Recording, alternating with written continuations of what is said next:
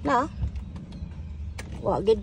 One ani andar pag una ko sa akong sakyanan guys. Padung na unta ko mudagkot sa menteryo pero naaberya tagamay. Wala pagidri akong banda nga ma-rescue pero since kabalo man tagamay aning mag-jump start kita-kita na lang jud ni mga girls no. Maayo na lang na ami portable jump starter so mao ni akong gigamit aron maka-andar lang ni. Nakalimot manggod kog off sa headlight kagabi mao na drain ang battery. So lesson learned gini guys no. So sahay manggod makalimot jud ta samot na nakaagi na tagpanganak. Guys, kaning portable jump starter sayon ra kayo ni gamiton. So mao ni akong gibuhat. First off, gi-off nako akong ignition ug tanan nga accessories sa sakyanan. Gi-connect nako ang red clamp sa positive terminal sa battery. Sunod ang black clamp sa negative terminal. Human ana gi-on nako ang portable jump starter. Dayon gi-start nako ang sakyanan. Dali ra kayo ni andar.